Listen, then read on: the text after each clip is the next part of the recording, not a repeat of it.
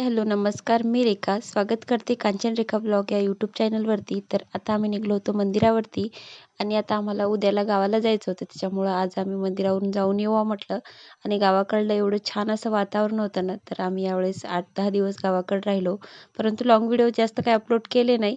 पण आज म्हटलं चला लाँग व्हिडिओज अपलोड करूया. मंदिरावरती चाललो होतो. आसपासचं वातावरण एवढं छान आहे ना, माळं आणि सर्वीकडे आता हिरवंगार झालेलं आहे त्याच्यामुळं. आणि यावर्षी पाऊस कमी असल्यामुळं तेवढं काही हिरवं नाही आहे, परंतु बऱ्यापैकी छान असं करमते गावाकडे आता चाललो होतो कानिफनाथ महाराजाच्या दर्शनाला आणि इतकं छान वातावरण आहे ना आसपासचं. 2 दिवसाच्या ज्या मेन क्लिप आहेत त्या सर्व मी व्हिडिओमध्ये ॲड केलेल्या आहेत.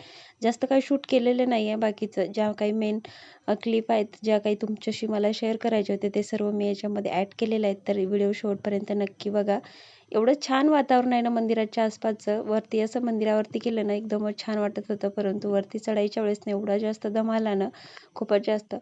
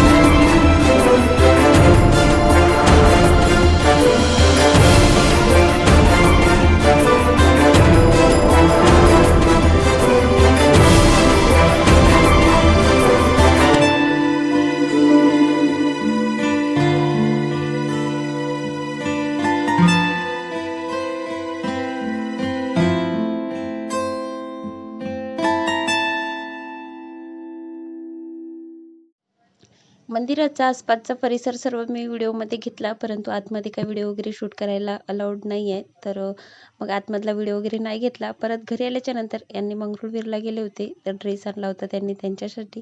तर तेच बघत बसलो होतो. इथं बाई छान अशी खेळत होती. गावाकडं असं बाहेर बाज वगैरे टाकलं आणि लेकरं त्याच्यावर असं मग एकदम छान असे खेळतात ना बाहेर छान अशा वातावरणामध्ये आणि सर्व बाहेरच असतात त्याच्यामुळं छान करमते. आता मंदिरावरून आल्याच्या नंतर यांनी मंगरुळपीरला गेले होते. ड्रेस आणला होता त्यांच्यासाठी. परत आम्हाला दुसऱ्या दिवशी सकाळी लवकर निघायचं होतं. त्याच्यामुळे सर्व आवरावरी करून ठेवली होती. स्वयंपाक झाला होता. वहिनी इथं ताटं लावत होत्या. जेवण वगैरे केले. आता ही क्लिप आहे सकाळची. सकाळी जावळं वगैरे काढायची गडबड चालली होती. कालच काढायचं होतं, तर बाईचा जन्मदिवस होता त्याच्यामुळे आम्ही जावळं वगैरे काढलं नाही. आता निघता वेळेसच काढायचं मग गडबड चालली होती आमची, कारण आज शुक्रवार होता आणि आम्हाला देवाला सुद्धा जायचं होतं. तर आता निघलो होतो आम्ही अकोल्याला. अकोल्याहून परत जायचं होतं आम्हाला गावाकडं आमच्या घरी पुसदला.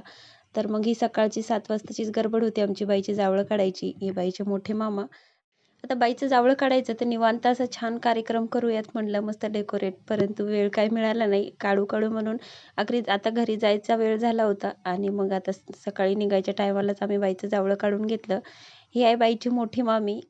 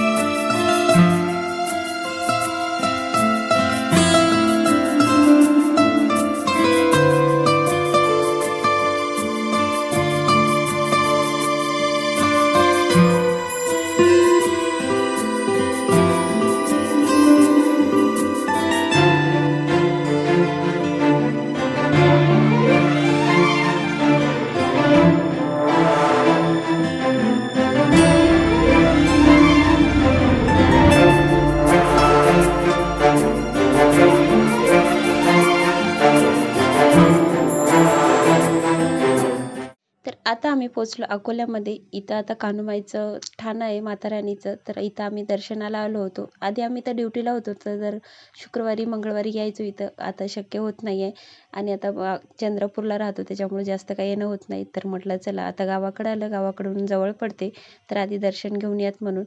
आणि इथं बाईचं छान असं गाईसोबत खेळणं चालू होतं. आता आमच्या घरच्या गाईचं नाव गौरी आहे, म्हणून तिचं सारखं सारखं चाललं होतं गौरी गौरी म्हणून.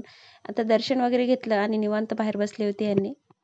माता राणीचं दर्शन केलं आणि थोडा वेळ बसलो आम्ही. बाईच्या पप्पांनी बाईने जेवण वगैरे केलं. आईनं तिथं आम्हाला सर्वांना धागे बांधले.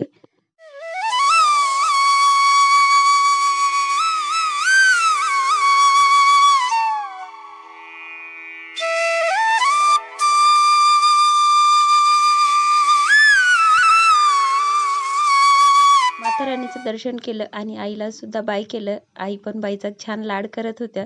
तिथं थोडा वेळ थांबलो आम्ही, कारण आता घरी पण पुसदला जायचं होतं एवढ्या लांब, त्याच्यामुळं मग आम्ही पटकन निघलो गडबड करून. तर चला इथंच एंड करतो, भेटू पुढच्या ब्लॉग.